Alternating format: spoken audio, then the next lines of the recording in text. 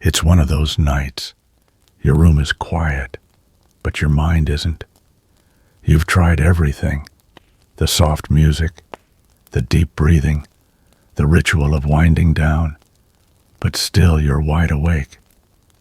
Your thoughts move in circles, not loud, but persistent. A memory here, a worry there, a quiet ache you don't talk about during the day but can't quite push away in the dark. Maybe you're tired of holding it all together. Maybe you're grieving. Maybe you're just exhausted from a world that keeps asking for more than you have to give. Whatever it is, it's okay. You've made it this far. You're here, and you're allowed to rest.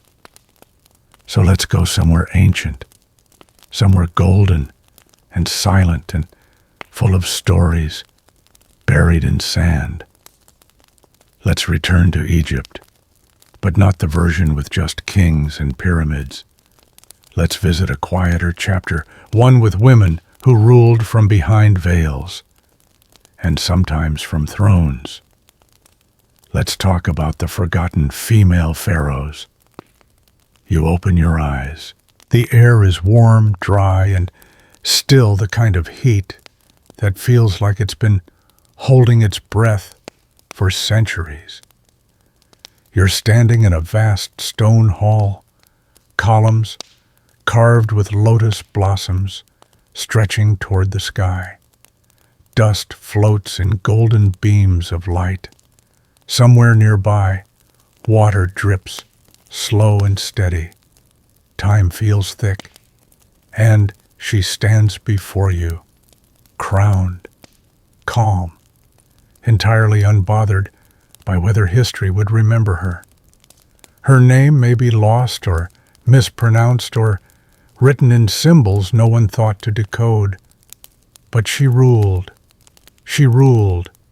not beside a man, not in the shadow of a king, as Pharaoh, the one who wore the false beard, the one who sat on the lion-shaped throne, the one who signed decrees, led armies, praised gods, and punished enemies, all while wrapped in linen and power. You watch her lift her hand, not in greeting, in command.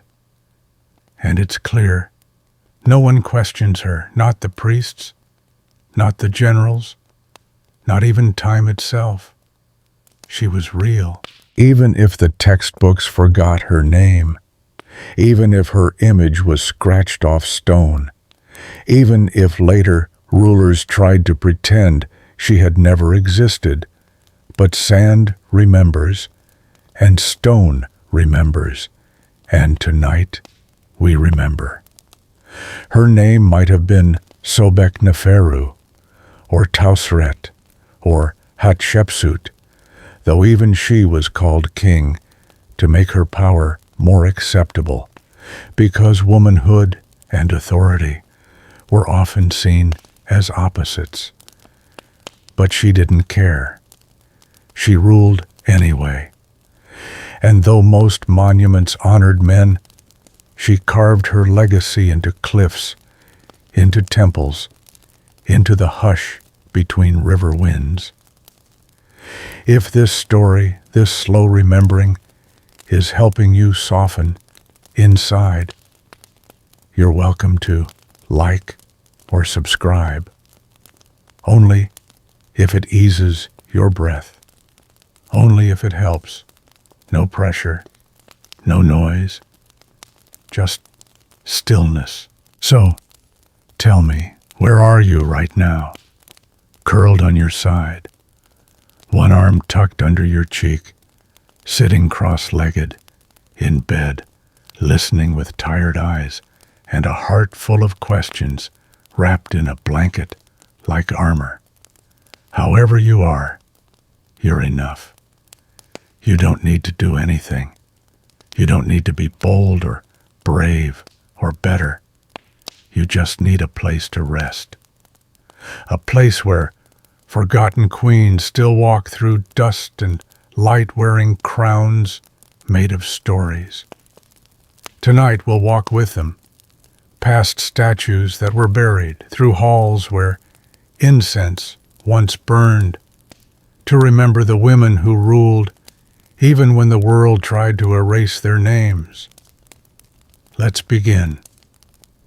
Hey guys, tonight we're slipping into the silent sands of the Nile, past half-collapsed columns, and beneath the cool shadow of a forgotten obelisk. You pass the sleeping crocodiles and the drifting papyrus brushing aside gold-flaked cobwebs as you step into a tomb no one has dared enter in centuries. The torches flicker, but you're not afraid. This isn't a horror story. It's just history. Quiet, dusty, misremembered history. You kneel beside a stone sarcophagus. The lid is heavy, but someone has already cracked it open. Not grave robbers, just time. Inside, the wrappings are crumbled, but you can still see the faint trace of a royal scepter, and beside it, a name carved in both hieroglyphs and haste. A name no one taught you in school.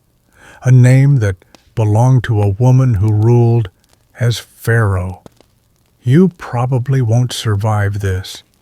Not because you're cursed, but because once you start digging into the lives of Egypt's forgotten female pharaohs, you'll realize just how much we were never told. How many names got scrubbed off monuments? How many statues were defaced? How many thrones were shared or stolen by women who refused to sit in the background? So, before you get comfortable, take a moment to like the video and subscribe, but only if you genuinely enjoy what I do here. Let me know in the comments where you're listening from and what time it is for you. Now dim the lights, maybe turn on a fan for that soft background hum, and let's ease into tonight's journey together. You brush more sand aside. Your fingers trace a carving, 2 cartouches, the frames reserved for royalty. Inside both, the same name. That's rare. 1 cartouche was enough for most. 2 meant serious power, and the figure kneeling beside the name, not a king, a woman, arms raised in the posture of command, dressed in fine linen, wig braided, and behind her the tall, unmistakable symbol of Ma'at, truth and balance. You weren't expecting that. No one tells you there were women pharaohs. They tell you about Cleopatra, always Cleopatra, and usually not even the real one. But Sobek Neferu, Mernith, Hatshepsut, Tawosret. Most people never hear those names unless they fall deep down a history rabbit hole. You just fell into one, and it's dark, but also kind of beautiful. Let's start here. Ancient Egypt lasted over 3,000 years. That's more than the time between Julius Caesar and us. During that time, dozens of dynasties rose and fell with kings and queens, floods and famines, conquests and curses. But the position of Pharaoh was technically divine. A pharaoh wasn't just a ruler, they were the living embodiment of Horus, the falcon god, and upon death they became Osiris, the god of the dead. Now here's the awkward bit. Horus is male, Osiris also male. And Egypt was in many ways a patriarchy, land power titles all passed through male lines. So when a woman stepped into the role of Pharaoh, it wasn't just a scandal, it was a theological crisis. that didn't stop them. They just adapted the system. Mainstream historical fact. Some women ruled as pharaohs by simply assuming male regalia, false beards, male pronouns, in inscriptions and traditional iconography. They didn't erase their womanhood entirely, but they made themselves fit into a very rigid, divine mold. You peer deeper into the tomb. A shattered vase shows a depiction of Hatshepsut, not just wearing the double crown of Upper and Lower Egypt, but flanked by male gods offering her blessings. It's propaganda, but also it's poetry. And here comes your first quirky tidbit. There is evidence that some statues of these female rulers had interchangeable features, removable heads, or adjustable names so future kings could literally swap out the woman's image with their own. Modular monuments, like ancient Lego sets, with a side of political insecurity. You pick up a flake of paint. It's blue, that rich lapis-colored blue they made from crushed stone and searing fire, only used for sacred things, which means this wasn't just a side queen. This was someone worshipped, someone feared, someone erased. You sit back on your heels. There's a silence in tombs that doesn't exist anywhere else. It's not just the lack of sound, it's the density of stillness. Every inch of wall, every crack in the stone feels like it's watching you, holding breath. It doesn't need any more. And that's when you see it. A mural on the far wall, half buried in debris. It shows a line of rulers, some familiar Ramses Akhenaten, even a child-sized Tutankhamun. But in the middle, bold and large, there's a figure seated on the throne, female, crowned, surrounded by advisors and dancers and incense burners. No name, just the outline. Someone scraped the name off. Historians still argue whether these acts of erasure were driven by sexism, dynastic rivalry, or theological panic. Some say later kings didn't want the precedent of powerful women lingering on the walls. Others think the priesthood had a hand in rewriting history to fit a more divine narrative. But the paint tells a different story. So do the Shabti figurines you find stacked in the corner. Tiny servants meant to serve the dead in the afterlife. Their faces are worn, but their poses are identical kneeling tools, in hand, ready to work. You imagine her sitting here, scepter in hand, not smiling, ruling.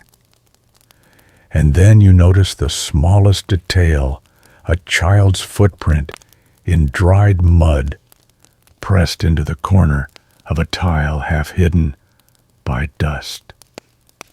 Maybe her son, a servant's child. Or maybe, just maybe, she was once a child here too. Someone who ran through the palace before she ruled it. You exhale slowly. You're not here to rewrite her history. You're just here to remember. You wake up to the Nile breathing. Not in a poetic sense, though. Yes, it's beautiful. But in the very literal, heavy fog kind of way. The river exhales mist across the marshes, curling over papyrus stalks, and drifting between mud brick houses like a ghost looking for breakfast. The ground is damp, your linen is clammy, and somewhere a frog is being far too enthusiastic about the dawn. You stretch bones creaking in a way that makes you feel very unpharaonic and step barefoot into the world of a girl who by all logic should have been forgotten, but wasn't. She's small, maybe 8. Her name's lost, but the records tell us she was born to privilege. Maybe not royal, not yet, but close enough to touch the hem of it. Her father's important, her mother's respected. She has access to things most children don't: scribes, tutors, talismans, clean water. She learns to write her name in hieroglyphs before she loses her baby teeth. She learns the names of the gods before she learns to cook barley. And she's clever. Mainstream historical fact: upper-class girls in ancient Egypt could receive formal education, especially those connected to temples. Literacy wasn't strictly male territory. Girls trained as priestesses, musicians, even doctors. And for royal daughters, education was power. You watch her hold a reed pen with 2 hands, tongue peeking from the corner of her mouth as she copies the Eye of Horus over and over again on a broken potsherd. Not because she's told to, but because she wants to get it right. One eye slightly crooked still counts. Her tutor, a man with ink-stained fingers and the air of someone who's given up on perfect students, nods. She grins. You grin too. Across the courtyard, other girls are weaving, grinding grain, learning the more expected arts of womanhood. This one doesn't care. She wants scrolls, not dough. Gods, not gossip. You follow her down the temple corridor, her sandals slapping softly against polished stone. She's not supposed to be here. These halls are for boys and priests and grown men with titles long enough to trip over. But she slips through like smoke, and then you see it. The shrine, small but glinting in the half-light. Statues of Hathor and Isis smiling serenely. Offerings placed carefully. Honey bread, 2 lotus blossoms, and a figurine carved from ivory. The girl kneels, not just to pray, but to study. Her lips move silently, repeating prayers not meant for children. Not because she wants favors, because she wants to understand. Quirky tidbit. In some temple schools, students would memorize entire myth cycles by heart, including all the weird, awkward bits, like how Isis tricked Ra into telling her his secret name by poisoning him. Very girl boss of her. You wonder what myths this girl likes best. Maybe the ones where the women win. You trail her into the courtyard again, and she's already plotting. Not like a villain, like a child who's seen just enough of the world to know how to outsmart it. She asks pointed questions. She watches which priest gets more offerings. She listens to how names are spoken in different tones. She's learning the system, not to obey it, but to shape it. Historians still argue whether female rulers like Hatshepsut and Sobekneferu were trained from girlhood for power, or if their rise came only after the chaos of male heirs dying young. But here's the truth. Power never comes to you clean. You take it with sand in your shoes and hesitation in your stomach. You watch her glance at a passing royal bark, gleaming with gold and guarded by soldiers, a pharaoh inside maybe, or just his cousin. Either way, she stares like she's memorizing the way the sun hits the crown, not in envy, in preparation. Later, you find her in the shade of a fig tree. She's talking to a servant girl, probably a few years older, but with the worn hands and bent back of someone who doesn't get scrolls. The two sit cross-legged, sharing a bowl of dates. It's not charity. It's friendship, and maybe strategy. The servant girl laughs and mimics a priest's self-important swagger. The noble girl nearly chokes on a date. You can tell they'll remember each other. You'll see that servant again, not in this section. But soon, evening falls. The frogs are louder now. The heat lifts a little, and incense from the temple drifts through the garden in lazy spirals. She's back with her tutor, squinting at an astronomical chart etched into a wall. Her fingers trace the shapes, Orion, Sirius, the cycles of the moon. She frowns at something, tilts her head, corrects a mistake in the drawing. The tutor doesn't argue. You see something shift in his face. Respect. And just like that, a new star joins the sky. It's morning again, but the air feels different now. Not the cool mist of early Nile fog, but the kind of dry heat that arrives with intention, already pressing against the stone walls before the sun even crests the horizon. You stretch your limbs, roll your neck, and realize that today you're someone else entirely, someone older, taller, still her. The same girl from before now, maybe 16, maybe 17, still sharp-eyed, still moving, like she belongs where others say she shouldn't. Except now, people nod when she walks by. Servants whisper her name. Scribes lower their eyes. A few priests call her daughter, but not like a father would, like a priest calls a deity's chosen child. Today's the day you put on the wig, not just any wig, the ceremonial one.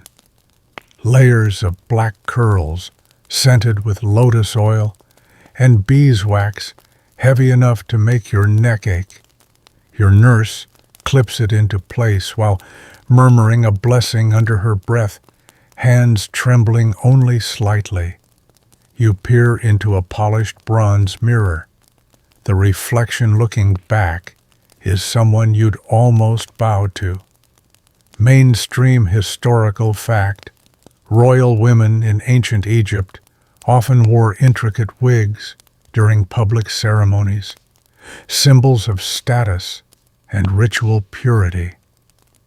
Some were made with human hair, others with plant fibers, lacquered into shape and perfumed with myrrh or cinnamon. They weren't just fashion. They were a kind of armor. You add the kohl, thick dramatic lines stretching from the corners of your eyes like the wings of a hawk, not just for beauty, though it helps, but for protection against sun spirits and anyone who dares underestimate you. You step into the temple courtyard and feel the shift immediately. No more scurrying children, no more leaning into corners to overhear conversations. Today you're the conversation. You're not Pharaoh yet, but people have started to say your name after sunset when the air cools and secrets drift more easily. Some say you're just a placeholder. Others say the gods favor you. A few say both. And you smile politely and remember everything. Today, you perform a ritual, not for the gods, for the court. You kneel before a sacred statue, maybe Hathor, goddess of joy and motherhood, or maybe Sekhmet, lioness of war. They both suit you. The priests chant, waving censers, thick with burning resin. You say the words you've memorized since childhood, even the ones you still don't fully understand. You press your hand to the idol's feet. The floor is cool. Your hand is warm. The stone doesn't respond, but the people watching do. You stand, and somewhere behind you, a courtier lowers their head just a little slower than before. Quirky tidbit. In some cases, royal women gained public prestige by taking on religious titles like God's wife of Amun. This wasn't just honorary. It gave them land wealth and influence over temple politics. Basically, you got divine legitimacy and a budget. You change into lighter linen. The ceremony's over, and now it's time for real work. You step into a shaded colonnade where elders of the court await. Men in crisp white kilts, silver-bearded and sunburnt, their sandals worn thin from decades of pacing these stones. They speak slowly, testing your reactions. One mentions trade disruptions in Nubia. You ask about river routes. Another mutters about grain shortages. You ask for the storage records. One coughs and dares to bring up marriage. You smile.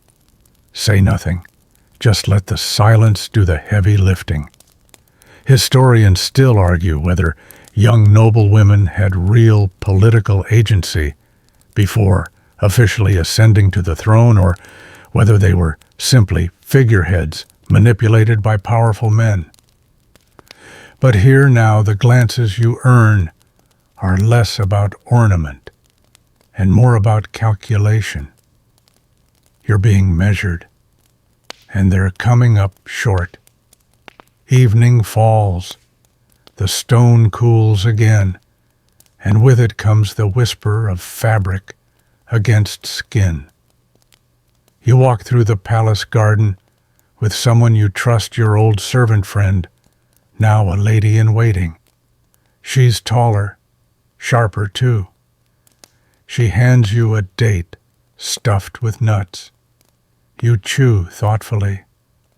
She asks if you're scared. You say no. She knows better. That night you dream of the throne, not as gold or glory, as responsibility, as silence, as solitude. In the dream, you're seated between two gods and neither one speaks. You realize you're supposed to speak first, but you don't yet know what to say. You don't remember the exact moment the world shifted, but it has. There's a difference in how people stand when you enter a room, a stiffness in their shoulders, a stillness in their hands. They bow just a little too long, their eyes dart toward one another. Something's happened.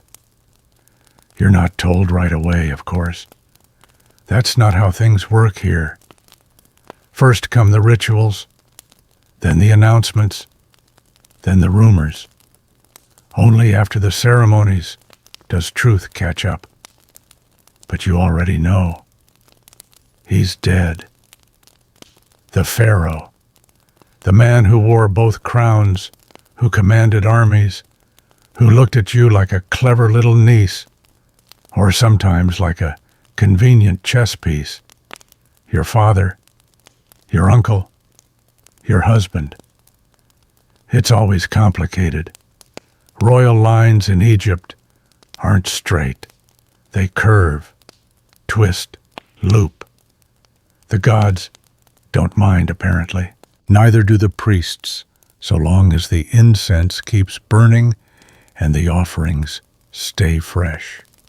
Mainstream historical fact: royal succession in ancient Egypt often involved sibling marriages, especially among ruling families. This wasn't just about keeping bloodlines pure. It was about consolidating power. Land temples thrown all in one family tree, which, to be honest, looked more like a wreath. You're dressed in mourning linen now, white, loose. The wig is gone. So is the coal. Your face is bare and your eyes are sharp. You kneel beside the body, not embalmed, yet not fully cooled. The air smells like cedar oil, frankincense, and something beneath all that you try not to name. The priest recites verses. You mouth them automatically.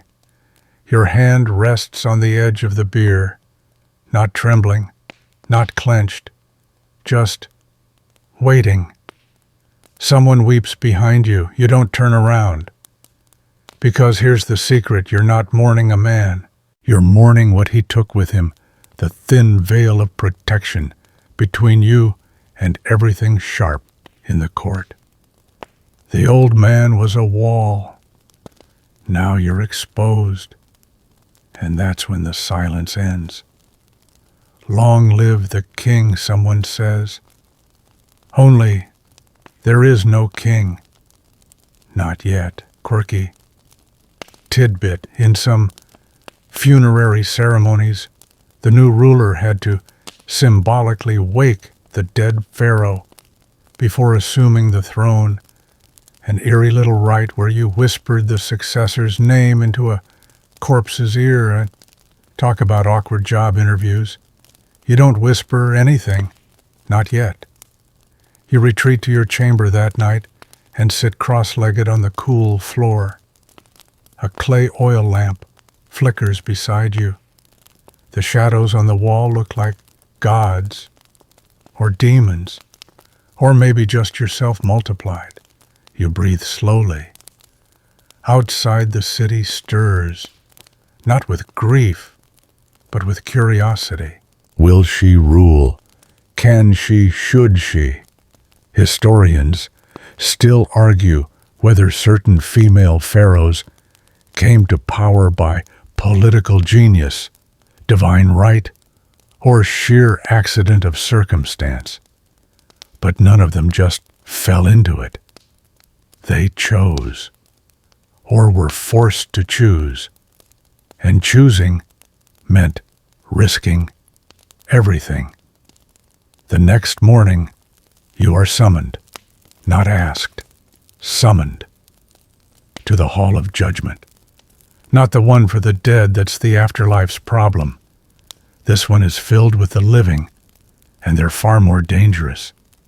You walk barefoot down a columned corridor. Your feet slap softly. Your heart is louder. There are maybe 40 people in the hall, all of them powerful, none of them smiling. You stand in the center. A priest asks you, "Are you willing?" A scribe asks you, "Are you able?" A general asks, "Do you dare?" You don't answer them. You answer the gods. You raise your arms, just as you did when you were 8, and mimicking prayer with sticky hands and crooked ink. Only now your arms are steady. I am the daughter of the Nile, you say. I am the voice of Maat, the hand of Sekhmet, the eye of Ra. I accept the burden. You don't say, "I want to rule." You say, "I will carry," because ruling here is not about crowns and gold. It's about weight, and you're strong enough now. Later that evening, as the sun stains the horizon with honey and rust, a small ceremony is held. Quiet, private, just a few key figures. A scribal record is etched into a tablet, your name, your titles, your lineage. The first cartouche is drawn, and then they draw a second one. That's the moment. It's real. Pharaohs are marked with two names, a throne name and a birth name, both encircled in ovals, both carved into stone, both offered to the gods. For men, this was routine. For you, historic and deeply unsettling. You step outside after the scribe finishes his work, heart thudding with each step. The stars are out, bright, scattered across the black like someone spilled powdered silver across the sky. You whisper your new name once, softly. It feels strange in your mouth, but not untrue. The next morning is quiet, but not in a peaceful way. It's the kind of quiet that comes before something breaks. A pause in a song, just long enough to feel awkward. You wake not to bird song or temple bells, but to a kind of stillness that makes you hesitate before moving. You lie on your back in a room that no longer belongs to a princess, or a priestess, or even a daughter. You are Pharaoh now. And suddenly everything is a test. The first is simple: get dressed. But of course, nothing is simple anymore. You're no longer allowed to choose your own linen. There are regulations now. Colors, symbols, materials. You can't just wear white, you have to wear the white. The sacred white of Upper Egypt. The crown of vulture and cobra. The anointed kilt, which no one ever mentions, is incredibly itchy. Mainstream historical fact: pharaohs were dressed and adorned by special attendants, sometimes as many as 5 or 6 at once, each responsible for a different piece of the regalia. And, yes, that included women rulers, Hatshepsut included. Think glam squad, but divine. You stand arms raised slightly as a team of women work in silence around you. They speak only in murmurs. One binds your wrists in golden cuffs, etched with lotus and papyrus. Another places the beaded collar across your shoulders, so heavy it presses your collarbones into submission. And then comes the headdress. Not the wig, not anymore. The Neem's striped linen pleated just so, banded in lapis blue and sun gold, falling past your shoulders like river water frozen mid-flow. It's too large. They all are. Designed for men. Built for men. Worn by men. You wear it anyway. Because this isn't about fit. It's about claiming space. Next, test the court. You enter with practiced steps, keeping your heels exactly a hand's width apart, just like your tutor taught you. The hall is already full. Nobles, scribes, ambassadors, even a few foreign traders lurking near the pillars, pretending not to watch you. They rise when you enter. All of them. That part's nice. The vizier begins the formal greetings. Titles are listed. ancestors invoked. The gods are thanked, and everyone pretends to believe the gods had any say in this. You sit, not on a throne, not yet, on a ceremonial seat beside it, like you're warming up the limestone. They begin with petitions. The grain tax is too high. The fishermen in Memphis are protesting. A shipment of incense from Punt has gone missing. Someone thinks a cat is possessed by a spirit and wants temple approval for an exorcism. That one you keep for later. Sounds interesting. You nod. Ask questions. Pretend to take notes. Let your eyes drift across the room to see who's sweating. Quirky tidbit. In some court records, petitions to female rulers include bizarre requests, approval to move a boundary stone, complaints about bad dreams, even requests for healing rituals after being bitten by scorpions. Pharaohs were divine judges, sure, but also part therapist, part mom, part magical hotline. You handle it, at least outwardly. Inside, you're still catching up to the truth. Your word isn't just important now. It's final. There's no one else coming. You are the top of the system. And the system has very sharp corners.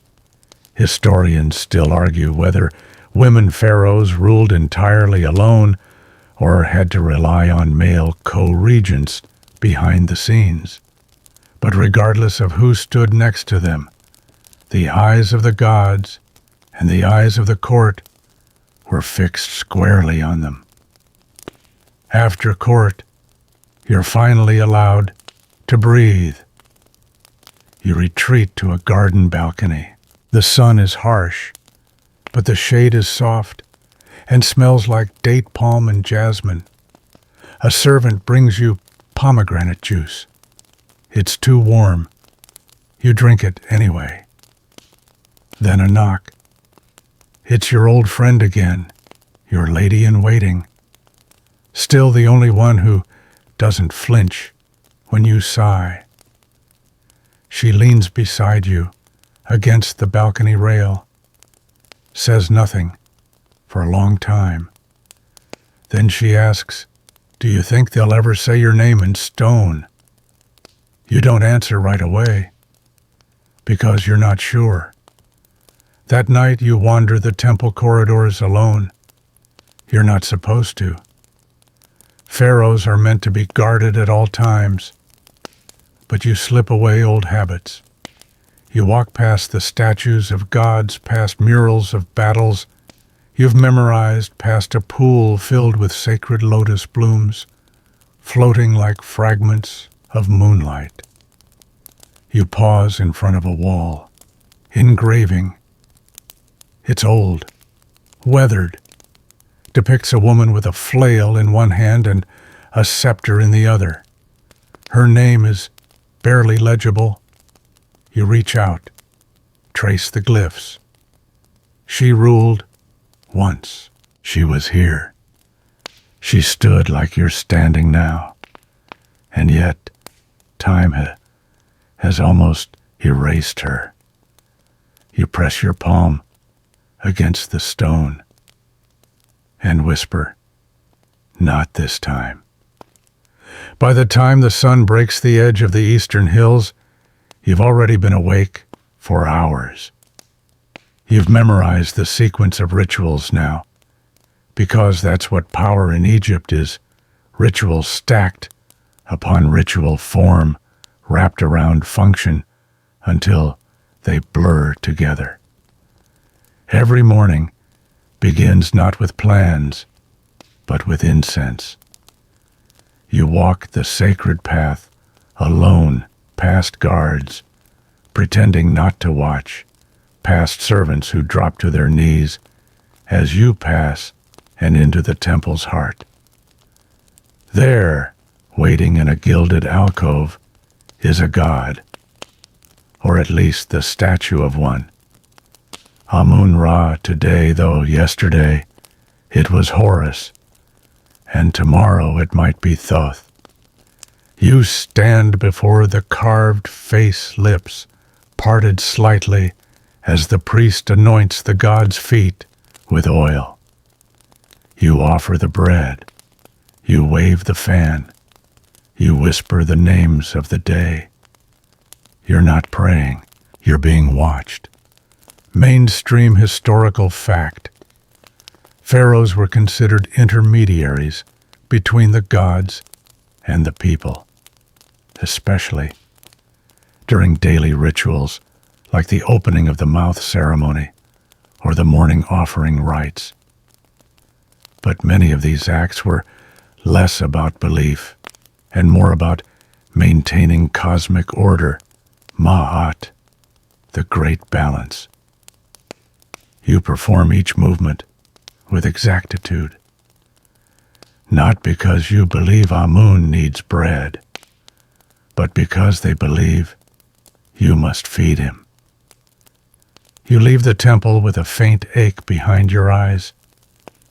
The air outside is brighter now, already sharpening into heat. A breeze from the river brings the smell of fish silt and boat wax. Somewhere a flute is playing. And then your next meeting begins. Today it's with the generals. They arrive in sandals, dusted with travel eyes, still stung with sand from the desert. They kneel, salute, rise only when you nod. You remember their names from the scrolls: Meru, the loyal one; Jed, the practical one; and Hariat, the ambitious one. They speak of Nubia again, tensions at the southern border, caravan raids, and rumors, always rumors of mercenaries plotting uprisings near the mines. You listen carefully. You ask about the river. That catches them off guard.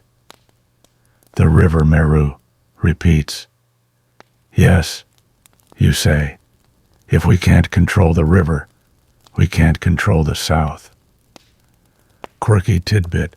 Some military campaigns under female rulers focused more on economic control, like securing trade routes along the Nile and Red Sea, than open war. Grain water, incense, and turquoise were just as valuable as victory. They shift on their feet, suddenly more attentive. You ask them for maps, not battle maps, supply maps. That earns respect and a little fear. After the meeting, you pause alone beside the papyrus basin in the courtyard. A breeze ripples the surface, and your reflection stares back gold linen paint posture, but your eyes are still your own. Historians still argue whether female rulers in ancient Egypt had full command of the military, or whether they delegated to male advisors and generals. Some say it was ceremonial. Others point to inscriptions showing queens leading armies. Either way, command is performance, and you've learned to play the part. Later that afternoon, a sculptor visits. He brings sketches. The first is flattering slim face, regal posture, arms crossed with crook and flail. The second is bolder, bare-chested, false beard, seated like a lion. And the third is quiet eyes, lowered, crown tilted at one hand extended, in offering. You choose the second. The court will whisper. But let them whisper. You're not here to make them comfortable. You're here to be remembered. The sculptor bows and leaves with instructions. Your lady-in-waiting enters. She's holding a letter from the north. You take it. Unroll it. Scan it. Your stomach tightens. A proposal, not of trade, not of alliance. Marriage.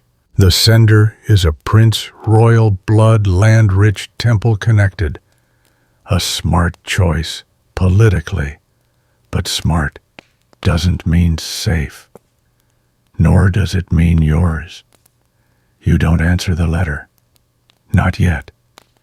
Instead, you walk to the archives, deep inside the palace where the air is dry and dust smells like time. You ask the scribes for old scrolls, queens who ruled alone, pharaohs without consorts. Exceptions to the pattern. They bring out only three. One scroll is incomplete, one is heavily redacted, one is missing entirely. You stare at the gaps. This is what forgetting looks like. You run a finger down the margins. The ink flakes slightly under your touch. You wonder if someone like you once touched this page too. Not with reverence, with desperation. You leave the scrolls untouched. That night you host a banquet. Small, strategic. The temple priests, the tax ministers, the port overseers, and one foreign emissary from the east who says all the right things while watching your every blink. You sip wine slowly. Let your silence say more than your speech. By the end of the evening, they're laughing a little too loudly, trying a little too hard. One slips up and calls you girl. You raise your cup, smile, and say, I'm flattered. But girls don't wear crowns. The morning after the banquet arrives slowly, with aching shoulders and too many words still echoing in your head. You didn't drink that much wine. You didn't even eat that much. But political theater, it turns out, is just as exhausting as battle. And last night you fought 10 silent wars with 10 different men without ever raising your voice. The palace is quiet again. That early hush when even the statues seem drowsy. You rise alone without attendants and step out onto the roof terrace before sunrise. It's still dark, but the edge of the sky is softening, a pale indigo giving way to peach. The Nile below glimmers faintly, already alive with boats sliding through the water like lazy insects. You stretch your arms. Your back cracks. Pharaohs aren't supposed to make that sound. But you're human. You remind yourself that sometimes being divine is a role, not a state of being. The day begins again with ritual, oil, prayer, offerings. You do them not because they bring you peace, but because they buy you time. As long as you maintain order, Mahat, the wheels of state keep turning, and no one questions your crown. Yet, mainstream historical fact, female pharaohs, especially those who ruled alone, often leaned heavily into divine symbolism to secure their authority. They presented themselves as manifestations of multiple gods, combining male and female traits to signal balance, legitimacy, and power beyond mere politics. And so today, you invoke both Hathor and Horus, the nurturer and the avenger. You place the headdress with care. The false beard, stiff and strange, tightens against your chin. Another mask for another stage. Later in the day, the temple scribes arrive. They bring petitions, dozens. Farmers asking for debt forgiveness after a failed flood. Builders requesting additional rations for workers. A woman pleading for justice after her husband sold her dowry and vanished into the delta. You read every one, and then you do something unexpected. You respond, one by one, out loud. To the scribe's horror, you begin dictating personal answers, not just standard approvals. You ask for the name of the woman's village. You suggest a new measurement of grain compensation based on region. You even request an inspection of a crumbling canal wall said to be causing flooding near the workers' housing. Quirky tidbit. In some surviving records, especially ostraca pottery shards used for notes, there are direct replies from rulers, including short, oddly emotional ones. One even reads, "Tell her I have not forgotten her tears." You don't write that, but you think it. The scribes scribble in silence, too stunned to interrupt. Historians still argue whether this kind of direct involvement from rulers was routine or extraordinary, especially for women. Some say it was staged a performance of compassion. Others say it was genuine, a ruler's attempt to remain grounded in the lives of the people. You suspect the truth lies somewhere in between. By mid-afternoon, the letters are sealed. You step out to the garden again. The breeze has shifted, coming from the west, now hot and dry, bringing with it the smell of sand resin and distant wood smoke. Someone is burning offerings upriver. You can almost taste the ash on your tongue. Then comes a visitor, not scheduled, not summoned. A boy no older than 12, barefoot and breathing hard, escorted by 2 guards who look only mildly annoyed. He carries a bundle, wrapped in reed matting bound with colored string. He drops to his knees and offers it up without a word. You nod. He unwraps it. Inside a clay figurine, roughly made, of a woman in a headdress, holding a staff. The likeness is optimistic, but you know who it's meant to be. You. "I made this," he says, "so the gods would know you." You blink. That's not the kind of thing you prepare for. You kneel slowly, take the figurine.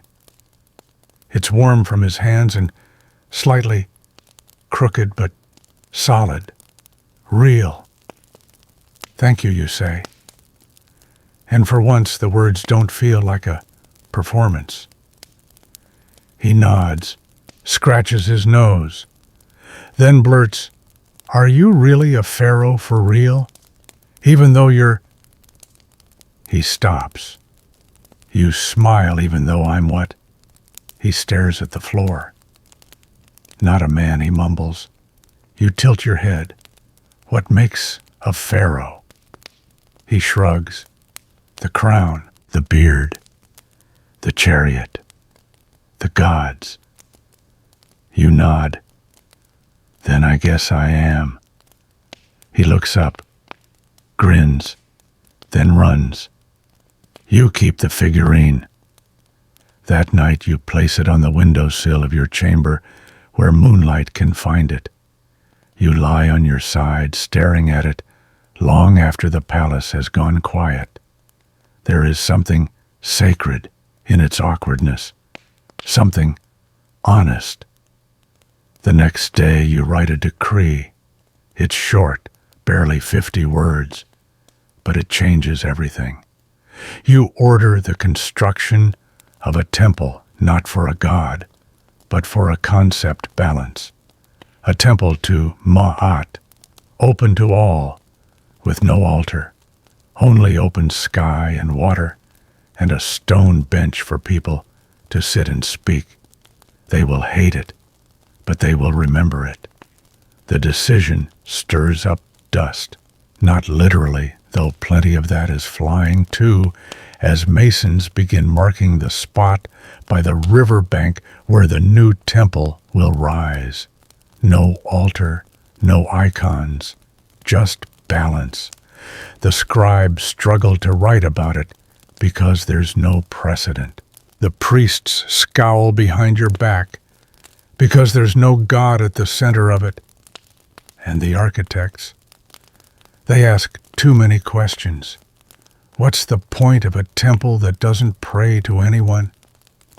You tell them that balance is someone, or maybe everyone. They nod slowly, then begin to build. But the real noise comes from the court. One advisor calls it a waste. A monument to nothing, he mutters, unaware that the servant pouring your wine will repeat it by sunset. Another worries it will attract the wrong kind of attention. Rebels, dreamers, philosophers, he hisses. You try not to smile. Because yes, those are exactly the people it will attract. Mainstream historical fact. Though most temples in Egypt were dedicated to specific deities, some rulers introduced more abstract symbols of order and philosophy. While not common, there are inscriptions and court records that hint at cults or spaces devoted to ideals like truth, justice, or balance, particularly under reformist rulers. You decide to visit the site yourself. You arrive on foot. No litter, no guard parade. Just you, in linen plain enough that children wave without fear and fishermen nod without kneeling. The builders pause, uncertain whether they should bow or keep chiseling. You tell them to keep working. A small girl, probably the mason's daughter, walks up and hands you a handful of smooth river pebbles. For the steps, she says, so they don't cut your feet. You kneel. Take them. That's very kind. She nods, then runs off before anyone can scold her. The pebbles go in your sleeve. That afternoon you return to the palace and find the priest of Amun waiting. His beard is perfectly curled. His cuffs smell of oil and incense. He bows, but not low enough. I must speak plainly, he says. You arch an eyebrow. There is concern, he continues, that your recent preferences may upset the order of things. Ah, you say. Mayat must be very fragile indeed if my thoughts can break her. Quirky tidbit. In some temple correspondence, high priests would subtly reprimand rulers by invoking cosmic balance, warning that disturbances to sacred tradition might anger the gods and lead to natural disasters like failed harvests or illness. Basically, it was ancient PR spin. The priest tries again. We merely wish to advise you. Then advise me, you say, but do not mistake your advice for law. He bows again, this time lower. You dismiss him with a flick of your hand. Later that evening, your scribe reads you a scroll sent from the eastern provinces, a poem, anonymous, 4 stanzas long. It speaks of a woman with stars in her hair and fire in her sandals, who walks between gods and men and speaks only truth. It ends with a single line, etched in gold ink, "May she not be forgotten when the tombs crumble." You don't recognize the author, but you recognize the fear behind it and the hope. Historians still argue whether rulers inspired this kind of underground poetry or whether such works were created long after their deaths as legends outgrew facts. Some claim royal censors would have burned such verses. Others say they quietly passed them along. You have the poem copied 3 times. 1 copy for your archive, 1 for your chamber wall, and 1 you fold carefully and hide beneath the clay figurine the boy brought you. That night, thunder rolls across the desert, a storm rare this season. You lie awake, counting the space between lightning and thunder, listening to the wind rattle the shutters like a nervous scribe. Your lady in waiting asks if she should summon the priests for protection. "No," you whisper. "Let the sky have its voice." You dream again, but this time you're not seated on a throne. You're walking through the balanced temple, barefoot, feeling the stones still warm from the sun. People gather around you, not kneeling, not chanting, just listening, and you speak. You say only 1 word, "Stay." They do. In the dream, no one argues. No one takes notes. The temple doesn't need permission. It simply exists. You wake with a quiet kind of certainty, not the kind that roars, the kind that settles deep into your bones and tells you that what you're building will outlast your name, even if your statues are chipped and your scrolls fade to dust. And somehow that's enough. By the time the temple to balance reaches its halfway point, the air around the palace has changed, not loudly, not all at once, but like the subtle shift in a breeze before the rain, you start to sense it. Fewer sidelong glances, fewer priests accidentally misquoting your decrees. The scribes start writing more quickly when you enter the chamber. Even the court artists stop trying to make your face more masculine in the frescoes. It's not respect exactly, not yet, but it's no longer disbelief. This morning you rise to find a scroll left at your bedside. No seal, no name. Just a hand-drawn sketch of the temple in progress, with birds flying above, and a simple caption scrawled underneath, "May your silence teach louder than our laws." You don't know who sent it. You keep it. Mainstream historical fact: in ancient Egypt, female rulers sometimes had to reshape not just politics, but perception. By controlling the visual narrative through temple art, public works, and ritual symbolism, they carved a place in history where there had previously been none. Hatshepsut, for example, commissioned hundreds of statues of herself as both woman and man to reinforce legitimacy. You eat a small breakfast, bread, olives, sweet beer. The olive pits roll across your plate like dice. You idly wonder what they'd say if this were a game, if your future could be guessed by the shape of a stone. You've started thinking like that lately, in symbols, in metaphors. It's what happens when you become an icon, before you become a memory. After the meal, you walk the gallery halls.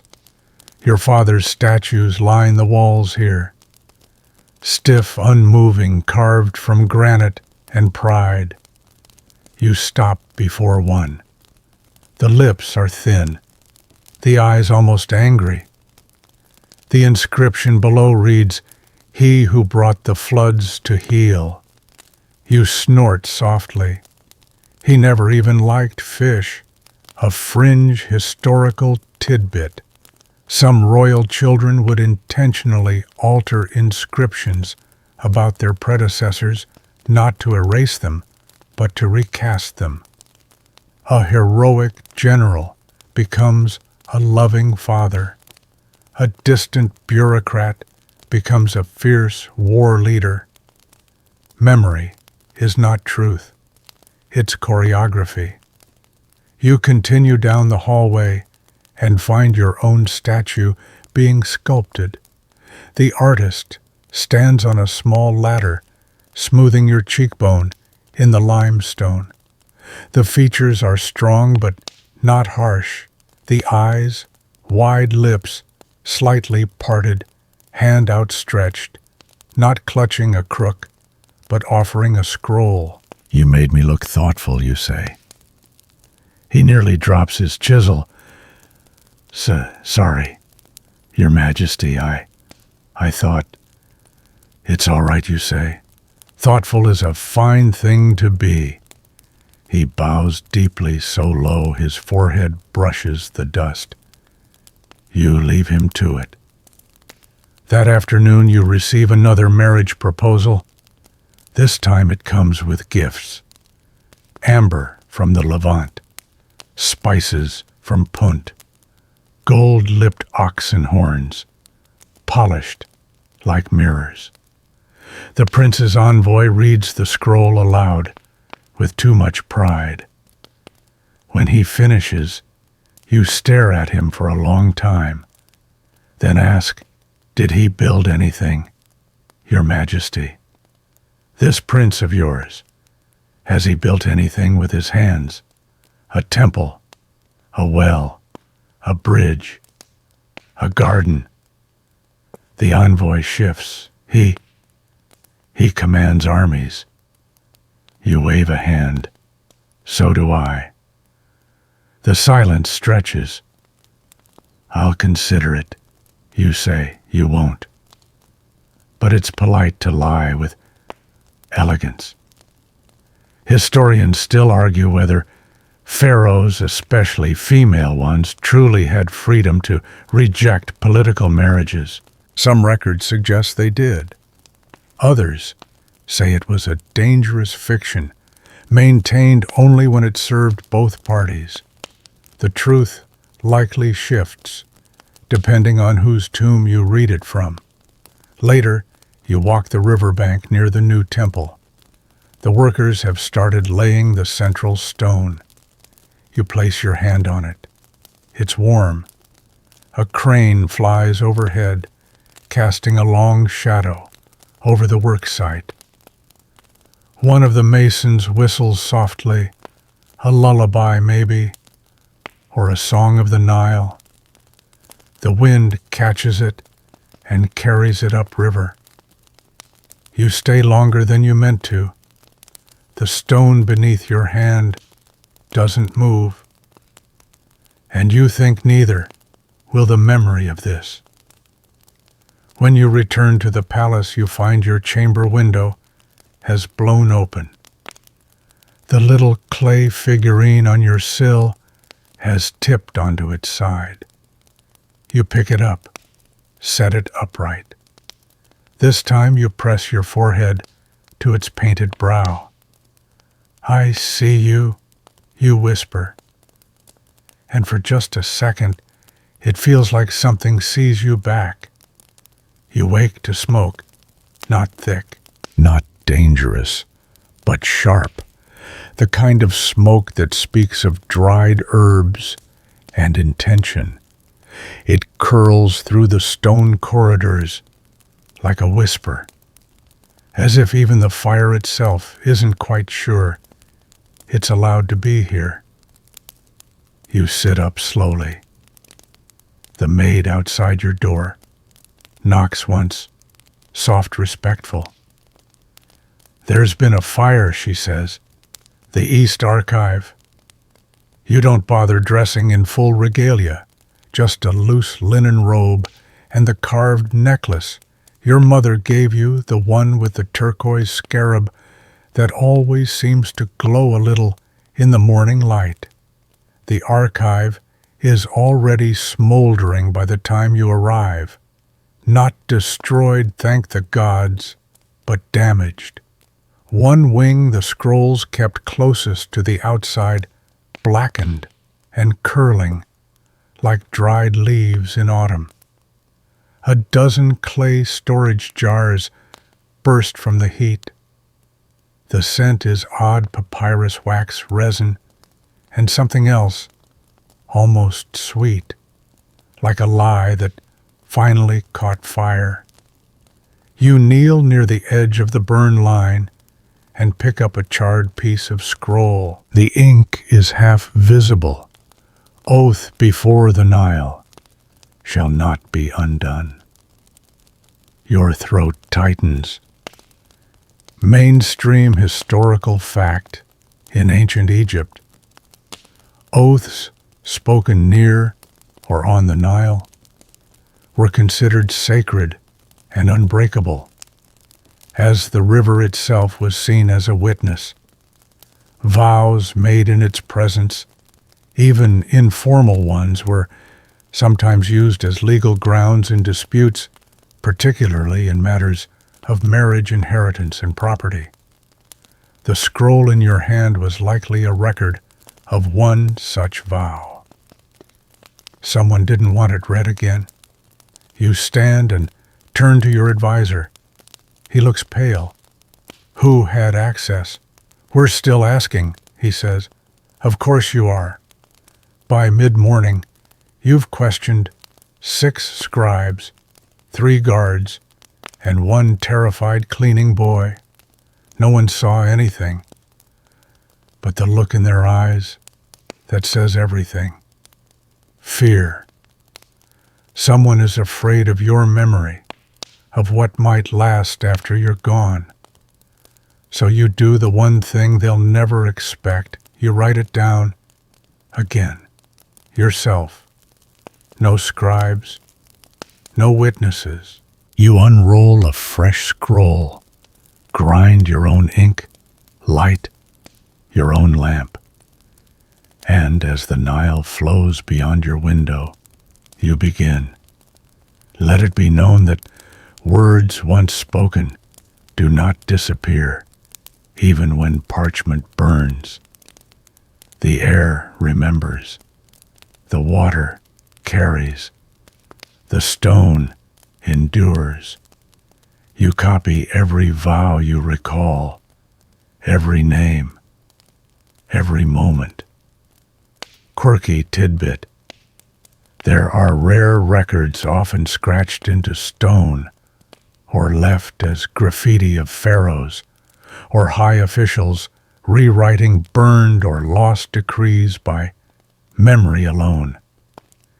In some cases, these rewrites were later discovered to be more accurate than the originals, leading some historians to believe that certain rulers had trained their memory like scribes train their hand. Your memory is sharp, sharper now than ever. That night you summon the temple builders and request a new chamber, small, windowless, with thick walls. Not a tomb, you tell them, a memory house. They don't question you. They begin drawing plans. Historians still argue whether memory houses truly existed or were just metaphors used in poetry. Some believe they were secret rooms built beneath temples or palaces meant to store a ruler's private truths, unfiltered by priests, unedited by court scribes. You intend to build one and fill it, not with gold or scrolls, but with clay. Small figures, carved stories, unfired tablets, things even fire would hesitate to consume. Later, after the builders have left and the hallways fall silent again, you walk alone to the garden. It's nearly midnight. The moon hangs low and full, painting everything silver. You find your old bench, the one by the lotus pond, and sit with your feet just above the water. You remember sitting here once with your sister, years ago. She had asked you what you'd do if no one ever believed in your crown. You'd said, "I'll make them believe in my shadow."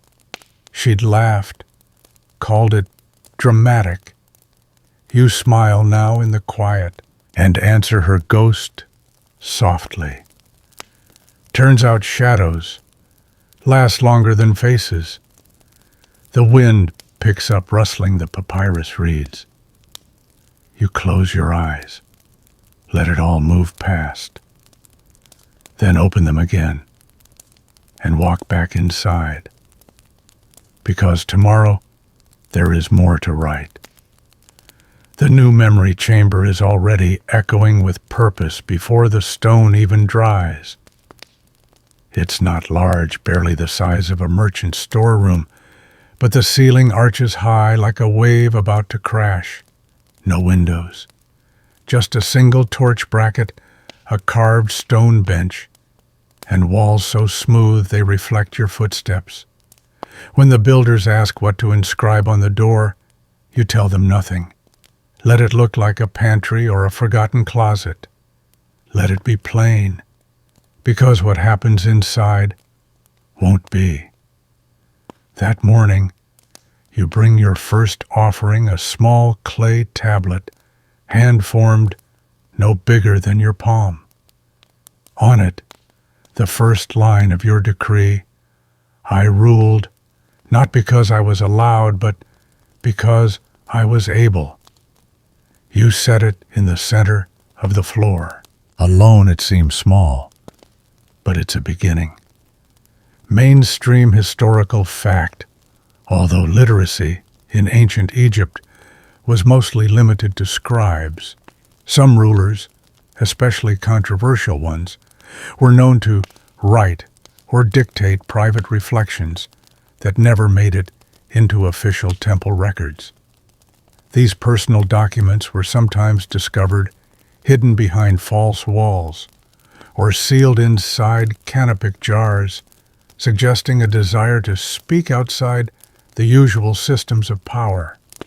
You begin a ritual, not one taught by priests, one of your own. Every time someone underestimates you, you write a word. Every time they try to erase you, you make a mark.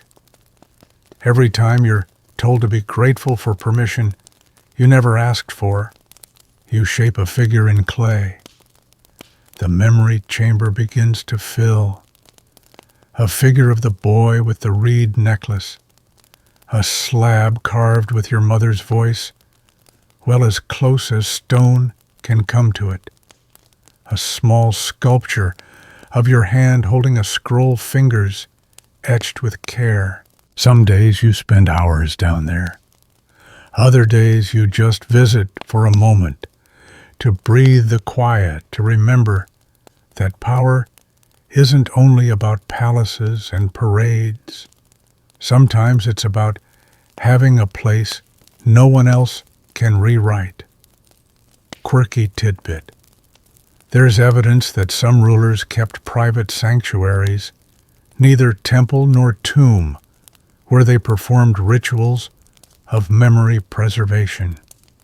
These rituals included whispering names to uncarved stones, tracing words into wet clay, and even composing lullabies meant to be remembered only by the wind. Whether any of it worked, no one can say. One afternoon, a young scribe stumbles into the outer corridor. You hear his footsteps pause outside the door, the faint intake of breath, the awkward shuffle of someone pretending they weren't curious. You open the door. He freezes. I was just delivering the tax receipts, he stammers, to a locked, windowless room. I got lost. You tilt your head, then smile. Do you know how to shape clay? No. Would you like to learn? His face says no. His heart says yes. You hand him a small ball of clay and a dull stylus. Start with your name, you say, but not the one on your scrolls, the one you use when no one's listening. He looks up at you like he's not sure if this is a test or a miracle. You close the door behind him. Historians still argue whether these kinds of unofficial apprenticeships ever happened. Some say pharaohs were too isolated to engage personally with low-ranking staff. Others argue that the most enduring legacies come from those small, strange connections never officially recorded, but deeply real. You teach him how to center a shape, how to feel when the clay is ready. You don't tell him what to write. That's the point. Afterward, he leaves with red-dusted fingers and wide eyes. You don't see him again for weeks. But one day, you find a tiny sculpture tucked behind your tablet of laws. A fish, uneven, a little lopsided, but full of joy. Someone has pressed tiny stars into its sides like scales that remember the night. You keep it. Place it beside your first offering. That night you dream of rivers that glow in the dark and hands, so many hands pressing stories into the earth, one thumbprint at a time. When you wake, your fingers itch for more clay. There are still so many memories left to shape. You stop dreaming of palaces. That's the first sign. No more marble columns or gold-fringed thrones. Instead, your dreams are filled with dust, with clay, with flickering torches, and the sound of stone echoing under bare feet. The memory chamber has followed you into your sleep, which seems only fair since you've given it so many waking hours. By now, it's almost full. The floor is crowded with clay objects, tablets, small busts, tiny pots etched with single words. Some are yours, some aren't. A few have appeared without explanation.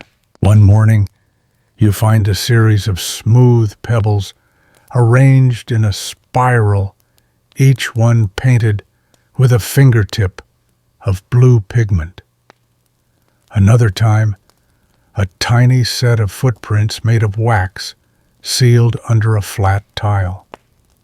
No names, no notes, just offerings. Mainstream historical fact. Although pharaohs were surrounded by layers of bureaucracy, certain rituals, particularly those involving the afterlife, were intensely personal. Some rulers secretly commissioned shadow items that wouldn't be recorded in temple logs but would accompany them in tombs or private vaults. These weren't meant for the gods. They were meant for themselves. You understand now. You're not building a legacy for history. You're building a place to be known. One quiet evening, a priest requests audience. Not one of the high ones, the lower acolytes, the kind who sweep the steps and change the oil in the lamps. You've never spoken to him directly. He kneels before you, trembling slightly. I have. Something he says. If it pleases your majesty. You nod. From inside his robe, he pulls out a folded scrap of linen. Inside, a necklace. Simple. River stones, and a carved bead in the shape of an ibis. The kind of charm a child might make. It belonged to my sister, he whispers. She loved your voice. Your breath catches. She used to say you sounded like truth, not the kind in scrolls, the kind you feel in your stomach. You reach out. He places the necklace in your palm like he's surrendering a soul. She's gone now, he says, but I wanted you to have this, so she's not forgotten. You want to say something profound. Instead, you murmur, "Thank you." After he leaves, you sit alone for a long time, turning the necklace over and over. Later, in the memory chamber, you don't place it on the floor like the others. Instead, you hang it from a carved hook on the wall, just above your first clay tablet. Some things deserve height. Quirky tidbit. In some tombs, archaeologists have found items placed unusually high on ledges, in niches, even suspended from ceilings. Some scholars believe this wasn't just for protection, but a symbolic elevation. Things placed high were thought to be closer to the divine, or simply harder to forget. You've started humming when you work, just little melodies, half-forgotten lullabies from your childhood mixed with the rhythm of your shaping hands. You don't sing for anyone. You don't even think the gods are listening. It's more like a way to keep time, to keep stillness from becoming silence. Historians still argue whether the concept of private ritual music existed in ancient Egypt. Some believe all music was performative or religious. Others suggest that rulers, like anyone else, had quiet songs never meant for crowds. Songs for grief or memory, or just keeping company with their own thoughts. One day you catch someone else humming. You turn around. The young scribe, the one who shaped the crooked fish, is back. He's taller, his hand steadier, but the same nervous energy radiates from him like heat. I brought this, he says, holding out a sealed clay jar. It's something I made. You nod. He sets it down. It's not important, he adds, then hesitates. But it's mine. You wait. He leaves. Later, when you open it, you find a handful of small clay birds, each one different.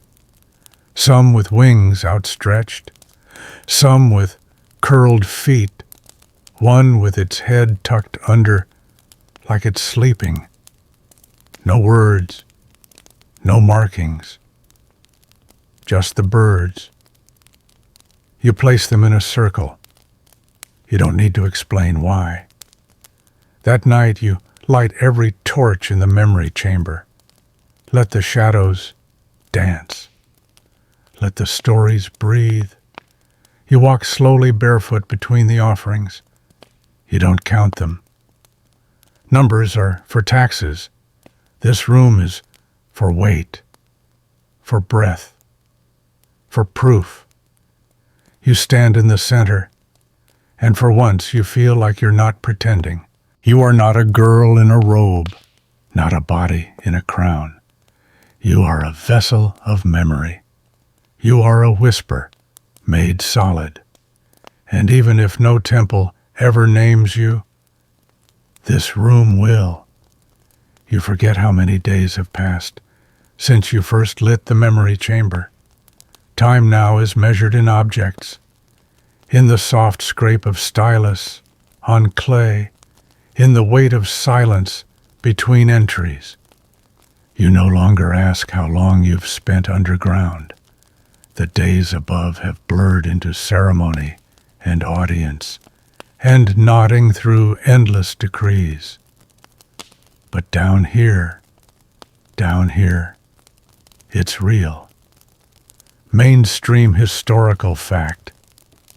The ancient Egyptians placed immense importance on Mayat, the concept of balance, truth, and harmony. While the state upheld Mahat in law and order, individuals, especially rulers, were expected to uphold it in thought and memory. Personal rituals were one way of keeping that balance, especially in times of political instability. And this is very much a time of instability. Rumors swirl through the palace like dust in a shaft of sunlight. Your cousin in the north has declared himself guardian of tradition. A general whispers of dreams where Horus denies your offerings. The priests have stopped using your chosen name in their chants. None of them confront you directly, of course, but their silence is louder than any shout. You respond the only way you can.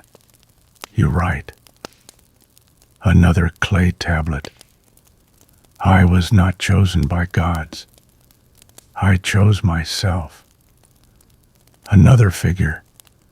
A lioness with broken teeth still standing. Another offering a dried lotus, pressed gently into soft clay petals, flaring like a slow sigh. Quirky tidbit. Some rulers were buried with personalized tokens, not meant to impress the gods, but to remind them of themselves. Archaeologists have uncovered small, seemingly insignificant items, like reed flutes or toy boats buried beside royal figures, items that had no official meaning but told a private story. You wonder what they'll find if they ever find this chamber, and if they'll understand. One evening, as the sky turns the color of spilled wine, you visit the riverbank. Not for ceremony, just to sit. A boat drifts past its oars, barely rippling the surface. You listen to the hush of water, to the reeds, clicking in the breeze. A heron lands a few paces away and stands there perfectly still, watching, waiting, like memory made feathered flesh. You speak softly, not to the heron, not even to yourself, just to the air. You speak a name you've never written, the one that belonged to someone who never made it into any scroll, a name you've buried behind layers of responsibility and survival. Saying it out loud feels like breaking a rule you forgot you made. The heron does not fly away. Historians still argue whether personal mourning rituals, especially those involving secret names, existed among the ruling class. While the public funerary rites were elaborate and codified, some believe private rituals were conducted at night, away from the temples, involving whispers, tokens, and the symbolic release of names into the wind. You return to the chamber and shape a hollow figure. No eyes, no mouth. You inscribe only the name curling inside the cavity. Then you seal it. You don't need to see it again. Knowing it's there is enough. Later that week, a servant brings you an offering from a village you've never heard of. A rough, hand-woven cloth. Inside 3 things: a crushed olive branch, a bit of honeycomb, and a stone with a groove in the center. No note. But somehow you understand. The honey for sweetness, the olive for peace, and the groove, it's for a thumb, a memory stone. You add it to the chamber, in a quiet corner beside the fish and the birds. You're beginning to realize something. This chamber isn't just yours anymore. It belongs to everyone who believes memory has weight. To the scribes who dare to dream in clay. To the maids who whisper songs not meant for temple ears. To the priest who gave you a necklace that still smells faintly of incense and river wind. Each piece added is a rebellion against forgetting, and a small, slow promise that truth can outlive pageantry. You light a single lamp, sit on the cool floor, and close your eyes. Just for a minute. The chamber holds its breath with you. When the summons comes, you're not surprised. It's wrapped in silk, perfumed with frankincense, tied with a cord the color of dried blood. A messenger delivers it, with eyes lowered and hands trembling. You don't open it right away. You let it sit beside your plate while you eat, while the servants clear your cup, while the lamps are trimmed for the evening. You already know what it says. They want you to abdicate. Not in so many words, of course. They never say step down. They say transition. They say stability. They say in the interest of unity. But the meaning is clear. Your rule is a problem. Your memory is too sharp. Your presence too firm. They want a story easier to explain. Mainstream historical fact. Female rulers in Egypt, even those officially crowned, were often erased or minimized after death. Hatshepsut, for example, had her images defaced and her name chiseled out of monuments by successors who preferred a neater timeline.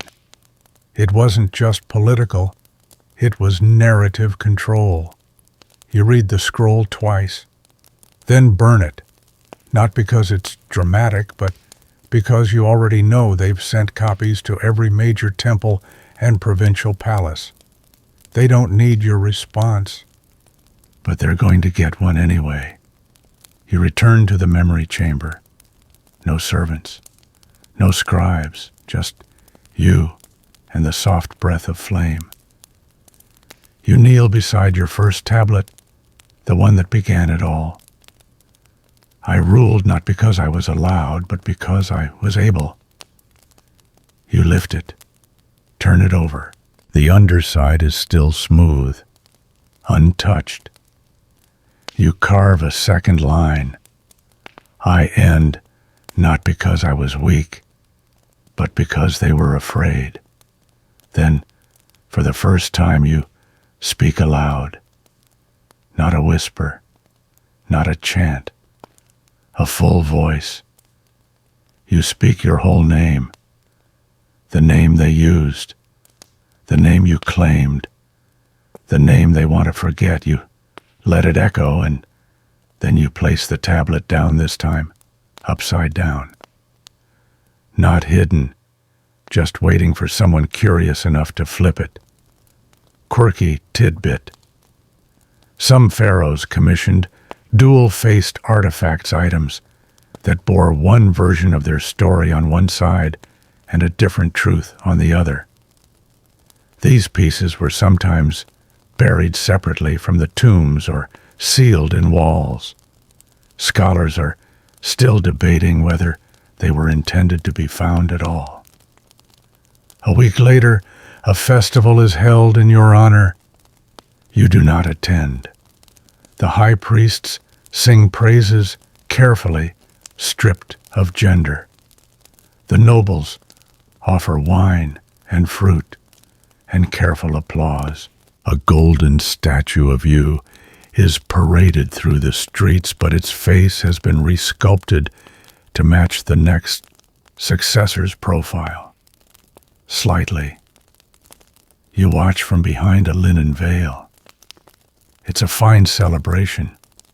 Polished, untroubled, false.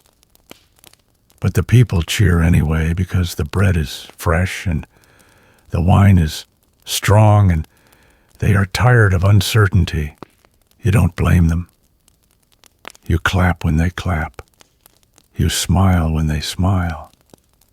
And when they sing your name, you mouth it along, but only the version you left behind. Later that night, when the torches burn low and the revelers are sleeping, you return once more to the chamber, this time with a basket. Inside a spool of thread, a comb made of bone, and a ring carved from a pomegranate seed. Objects from your childhood, things that were never royal, never ceremonial, just yours. You place them gently in the far corner of the chamber, beneath a painted tile of a child's face, yours as you remember it, not as it was ever carved. Then you sit just for a while and think, not about what you were, but what might remain. Historians still argue whether rulers in decline ever tried to preserve their legacies outside of state records. While temple inscriptions focused on divine achievements and military conquests, some theorize that secret vaults like yours were attempts to seed alternate histories, versions that couldn't be publicly acknowledged but might one day be discovered. You run your fingers along the tiles. You don't need them to survive forever. You just need them to outlast the lie. You wake to quiet, not silence. There's always a bird outside the window, always the rustle of linen as servants begin their day, but something has changed. The palace feels slower, as if the walls themselves are listening, holding their breath for what comes next. You dress yourself, not in ceremonial garb, not in layers of gold and linen designed to shimmer under temple light, just a simple robe, the kind you used to wear before titles, before rituals, before the crown was set on your head like a yoke. You descend to the chamber, and this time you bring a guest. She's young, no older than you were when you first entered this place. A student scribe, recently apprenticed, quiet and curious, and always watching when she thinks no one notices. You've noticed. You lead her down the torch-lit steps, her sandals scuffing lightly behind you, and pause at the threshold. Don't speak, you whisper. She nods. The memory chamber has never looked fuller or quieter. Every offering holds its own space, its own gravity.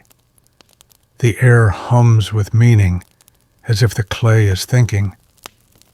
You walk slowly, letting her follow, showing her the arc of what's been built. This, you murmur, is the truth they'll try to erase. Mainstream historical fact, oral history, and material culture often served as parallel records in ancient Egypt, while stone inscriptions celebrated state-approved triumphs. It was in household shrines and buried amulets that individuals passed down more intimate contested truths. These relics sometimes tell stories state scribes refuse to record. You pause in front of the lioness with broken teeth. She fought, you say. Then to the ibis necklace still hanging, she remembered. Then to the sealed figure with the whispered name, she mourned. The girl doesn't ask questions, but you can see the questions behind her eyes. You smile. You'll make something of your own one day, you say. Not yet, but soon. She nods again. And you know when you are gone, she will return, not to rule, but to remember. You let her take one item with her. She chooses a single bird from the circle, not the prettiest, not the best formed, but the one whose wings are tilted like it's about to lift off. Quirky tidbit.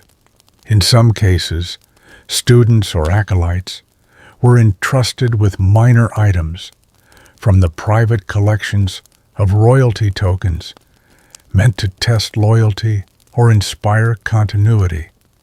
These weren't treasures, they were trust. Scholars have found small heirlooms in provincial homes that trace back to elite origins quietly handed down through generations. When she leaves, you seal the chamber, not permanently, just for now. There are other duties, other rituals to endure.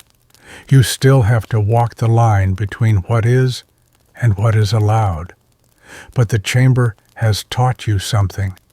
Your memory doesn't depend on their approval. It depends on action. So you begin the slow process of turning your story into a quiet inheritance. You teach. You ask questions the scribes are too careful to pose. You praise not just skill, but courage. You build a different kind of power, not one that sits on a throne, but one that passes hand to hand like a torch. Historians still argue whether this kind of legacy building was deliberate or incidental.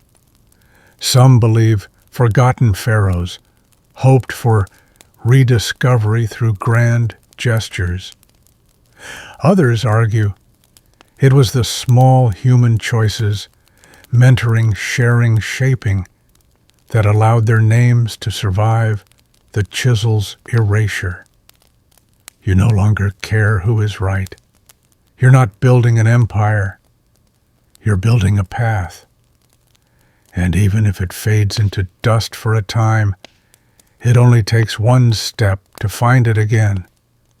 One curious girl, one clay bird, one name remembered.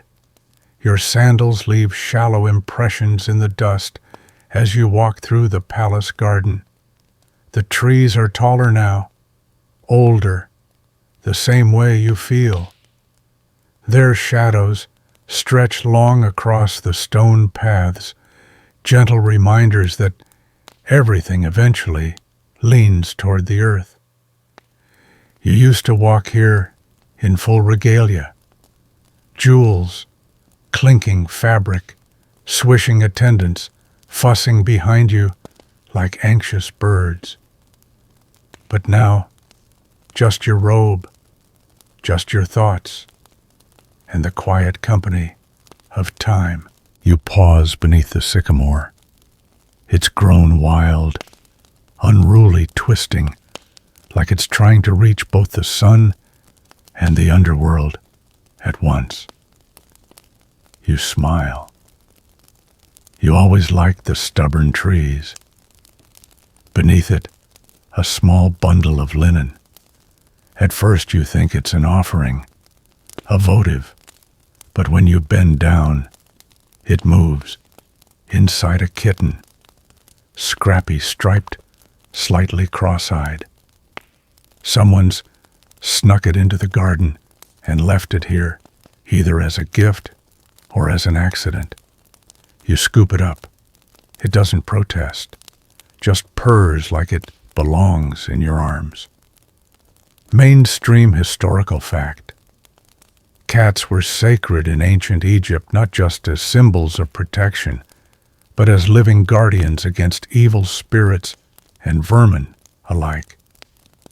Killing a cat, even by accident, was punishable by death during certain dynasties. They were often mummified and buried with honor.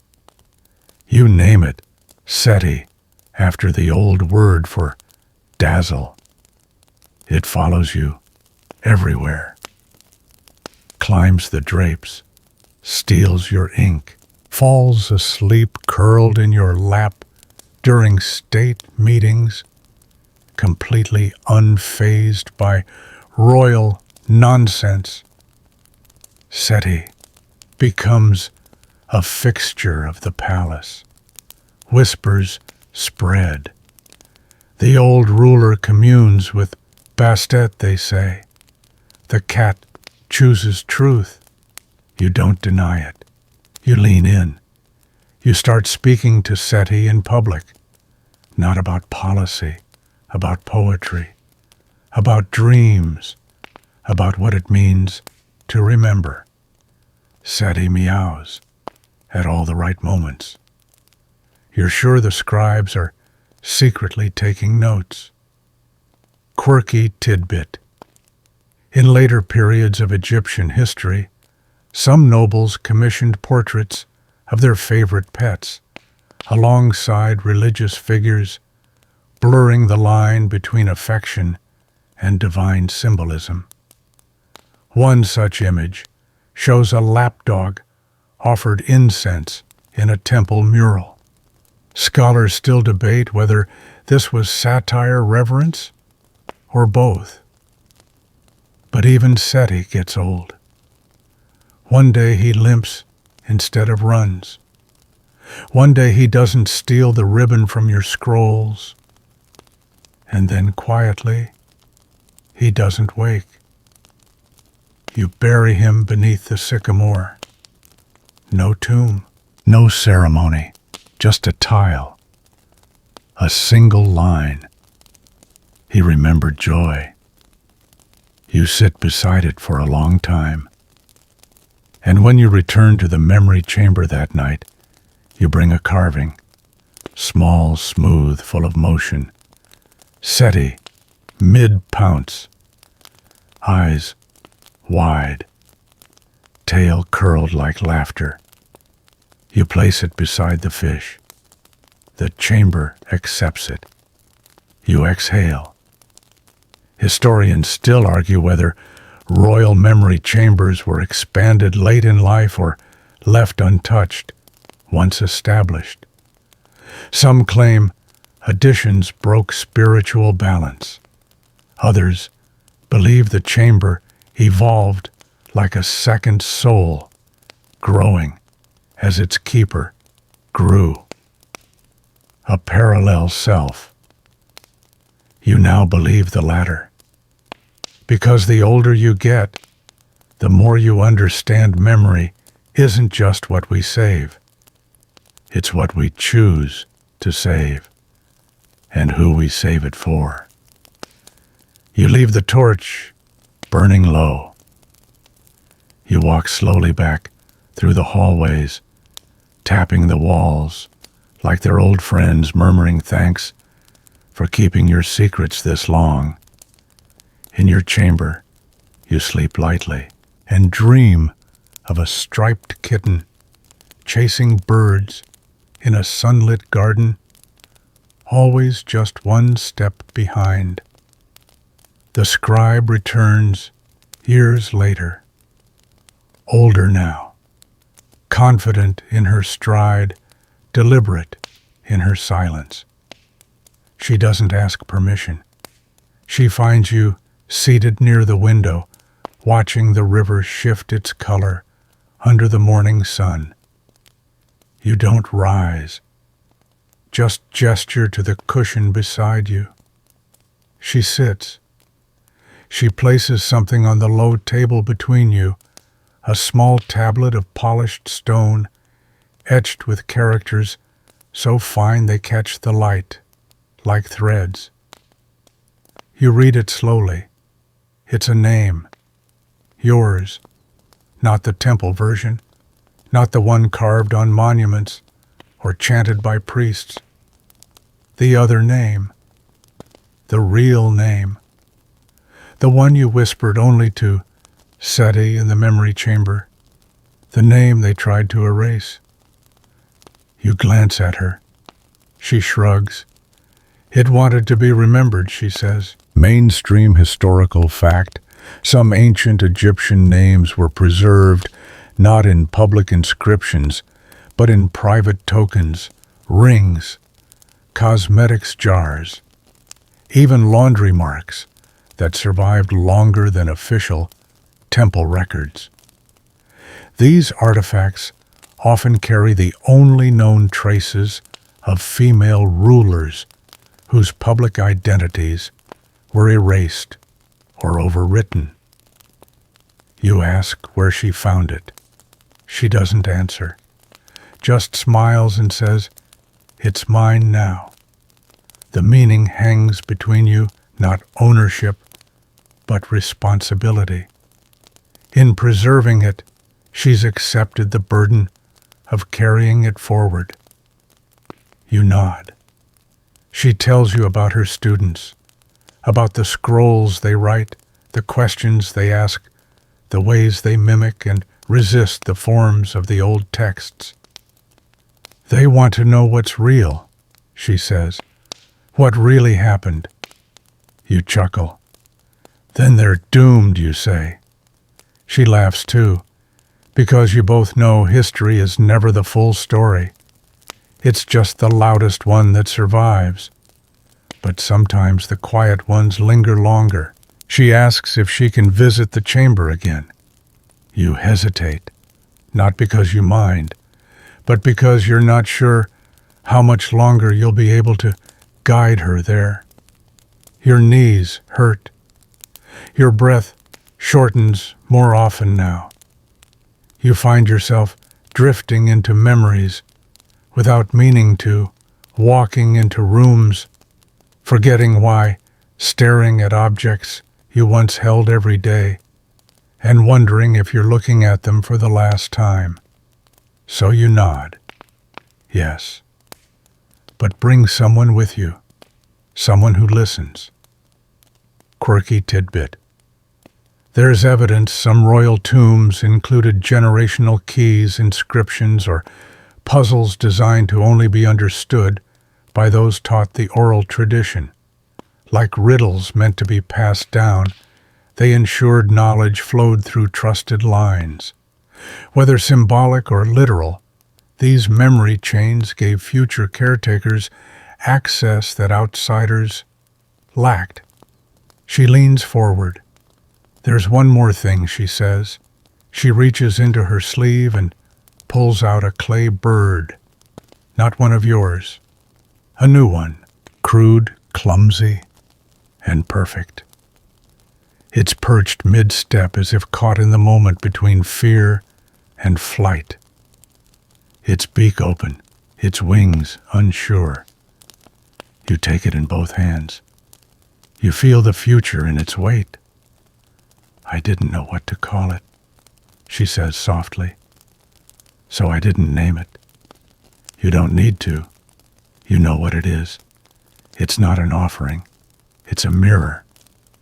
You stand slowly, joints complaining all the way, and guide her back down the familiar stairs, this time letting her go first. She hesitates at the door. You unlock it. She steps inside, and this time she doesn't need you to explain a thing. Historians still argue whether memory chambers were ever meant to be heirlooms. Some believe they were tombs without corpses, emotional time capsules sealed for personal closure. Others suggest they were proto-archives preserving not state records, but private truths meant to outlive dynasties. Either way, you're glad you built yours. Because even if your name vanishes from the temples, a bird with no name still sings. The sun is starting to slide behind the palms when the first sharp breath catches in your chest. It doesn't feel like panic. It's not sudden, not loud.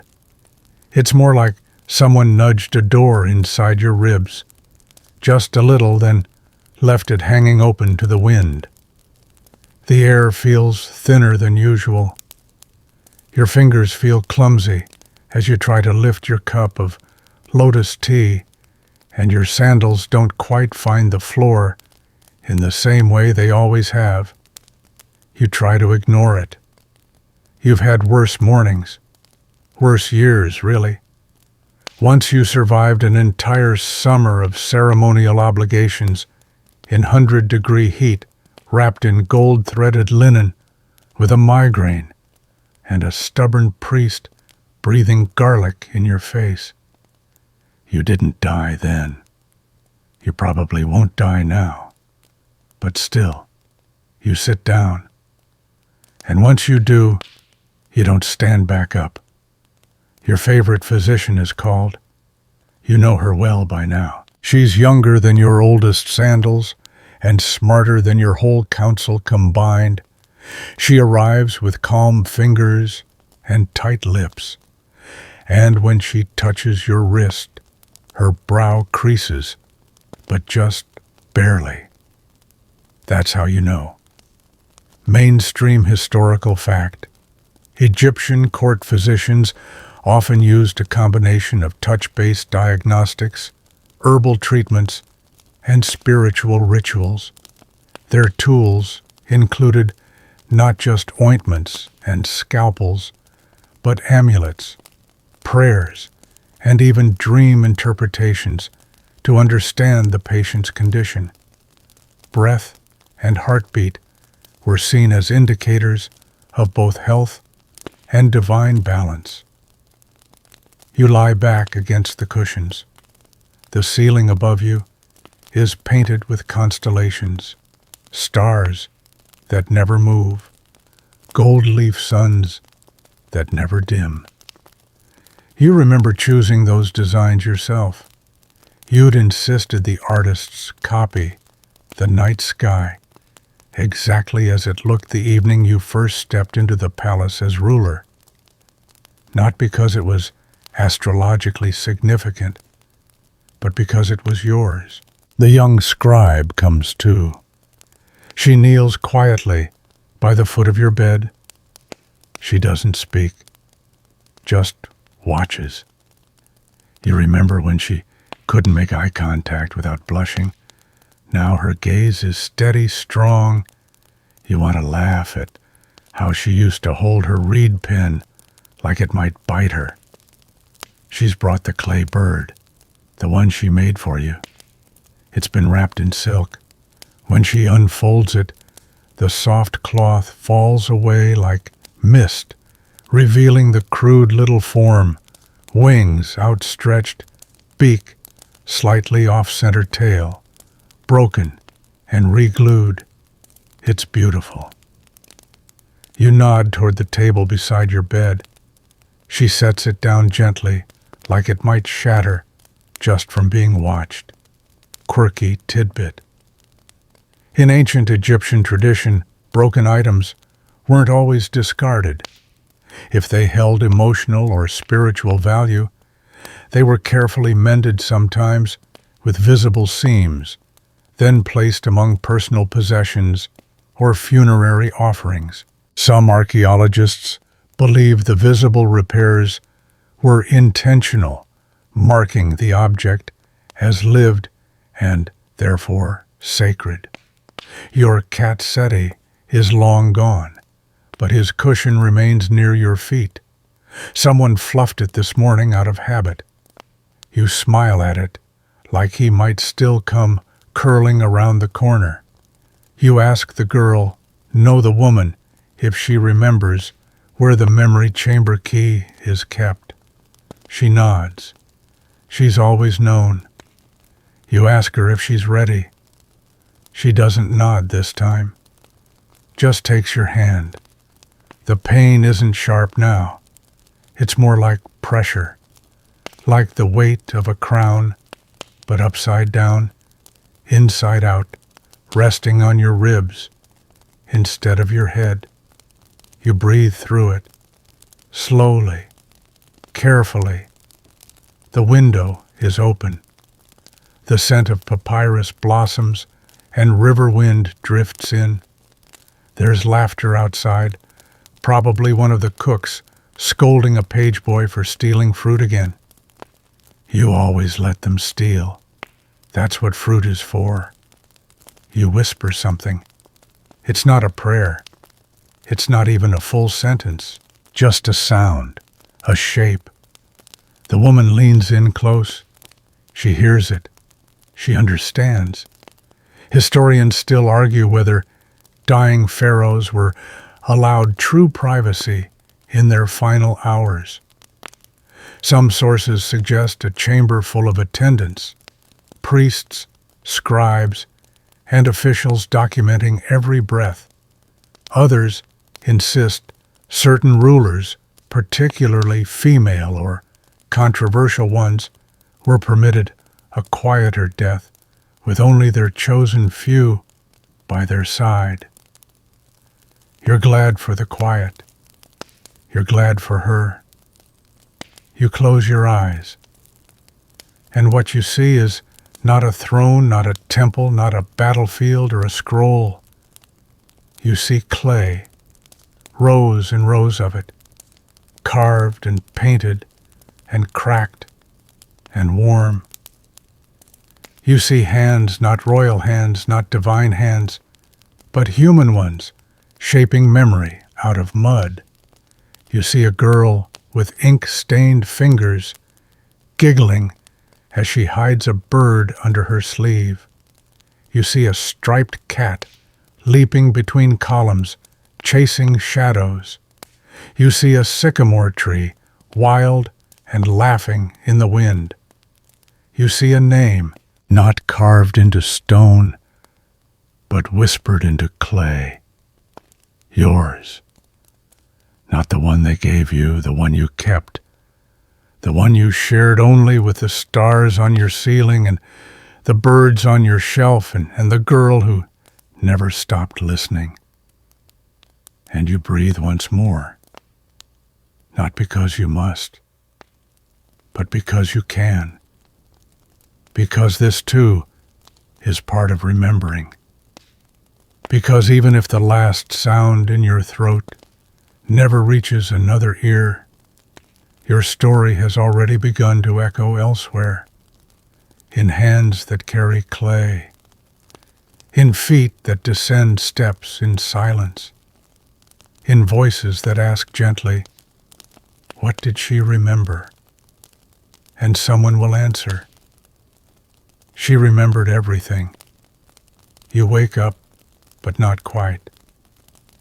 The room is still. Your breath moves in and out, like the tide, quiet, slow, steady. You're not in pain anymore, not cold, not exactly warm either. Just floating somewhere between linen sheets and memory. Outside, the sycamore tree rustles softly, like it's trying not to wake you. The air smells like sand, just after a storm, earthy, sharp, clean. Someone has lit incense, and the scent curls into the corners of the chamber like an old friend arriving unannounced. You open your eyes. The light is golden. Everything glows. But the room is empty. No scribes. No physicians. No worried faces whispering about pulse or legacy. Just you and the clay bird. You sit up easily, impossibly. Your joints don't creak. Your breath is light. You move across the floor without touching it. Each step is memory, not muscle. You pass through the hallway, trailing no sound. And when you reach the chamber, the memory chamber, the door is already open. Mainstream historical fact. Tombs of elite Egyptians were often built to be visited, not just sealed forever. Some were designed with false doors, architectural features that symbolized portals between the living and the dead. Visitors could leave offerings, say names aloud, or speak messages to the spirit beyond. The belief was simple: to speak the name of the dead is to let them live again. The chamber feels different now, not darker, not lonelier, fuller. Each object hums with the energy of hands that once held it. The garments you stored have softened into their folds. The tools are not waiting for use, they are being used. Every shelf, every alcove glows gently with memory. You reach the center. There she is, the woman with the ink-stained fingers. She's not alone. She's teaching now. Her voice is low, confident. She gestures toward a new panel, one you never built, never touched. It's her addition, carefully carved. Strange glyphs alongside traditional ones. Symbols you don't recognize mixed with others that haven't been used since your youth. The chamber is growing. You smile. Quirky tidbit. In a few rare tombs, archaeologists have found later modifications, additions, clearly made decades after the original occupant died. These include new wall art, extra inscriptions, and even secret alcoves. Some believe these were acts of devotion by descendants or caretakers, not grave robbers. They weren't stealing, they were continuing the story. The students notice you, or maybe not you, but the idea of you. They turn toward the center of the room and pause. The woman sets down her stylus. She walks over.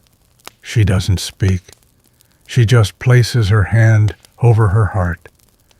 And you, whatever you are, now, nod.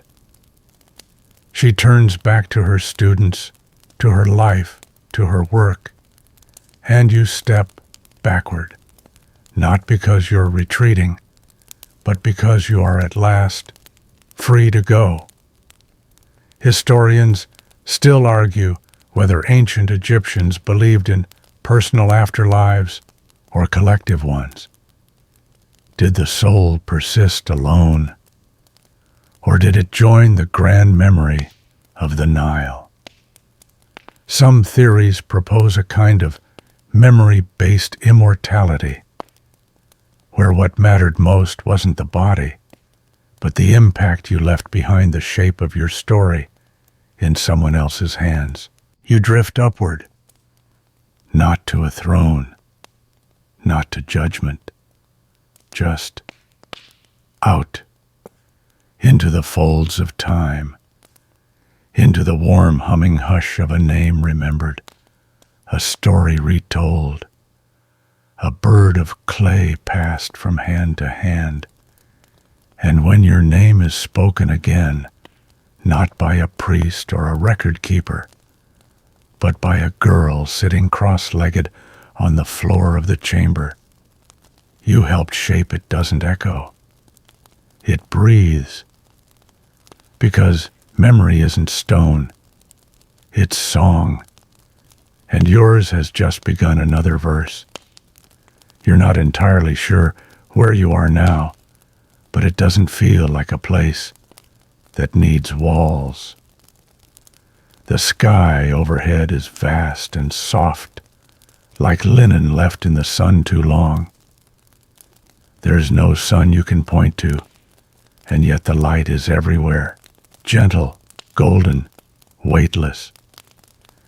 You are neither standing nor floating, you just are. And below you, memory, not just yours anymore. Whole lives glimmer beneath the surface like river stones catching light. You see people laughing, crying, whispering secrets, holding hands. You see offerings left beside beds and tombs and windowsills. You see clay birds wrapped in silk. You see names not etched in stone, but whispered into cups of tea, hummed into lullabies, scribbled into the margins of love letters. You see her again, the girl with the ink-stained fingers, though now her fingers are calloused, confident. She's still teaching, still telling your story, though it's not only yours anymore, it's hers, theirs, a tapestry of retellings. She's grown old, and when she dies, someone else picks up the thread. Mainstream historical fact, ancient Egyptian belief held that as long as your name was remembered, your soul, your Ba could continue to exist in some form. Tomb texts and funerary practices often included phrases like, "May your name live forever," reflecting a desire for eternal presence, not just in the afterlife, but in the thoughts of the living. There's a peace in that. You don't need statues or pyramids or scrolls. Your story has turned into something better, a ripple, a habit, a soft echo that tucks into daily life and refuses to vanish. You listen to it sometimes. When the air goes still, when someone lights a candle and says your name, when a new hand picks up a reed pen and begins to draw, there you are. Not haunting, not watching, just being. You remember the tree, it's still growing, still throwing shade in the heat, still catching the breeze like a dancer with long, wild arms. Underneath it, a girl, another girl not yours, not the last, is curled up with a tablet and a stylus. She's sketching something. You lean closer. It's a bird, wings outstretched, tail a little off-center, beak proudly crooked. The lines are messy, the proportions are off, but the love, that's perfect. Quirky tidbit. Some modern-day archaeologists studying Egypt's past have unearthed children's doodles alongside more formal inscriptions. Tiny sketches of animals, scribbled names, even jokes, etched into pottery shards, like kids, whispering through time, reminding us that history isn't all ceremony.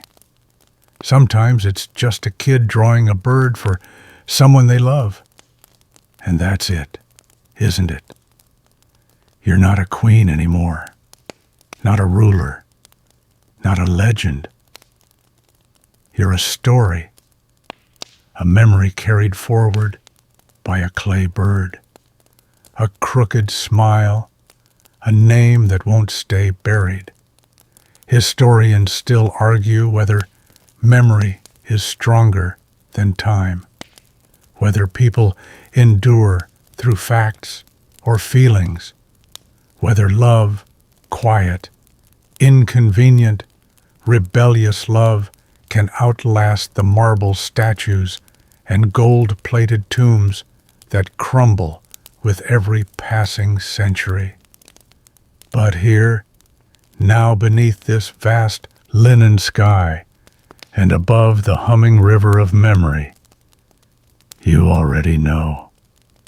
Yes, it does. It has. It will, always.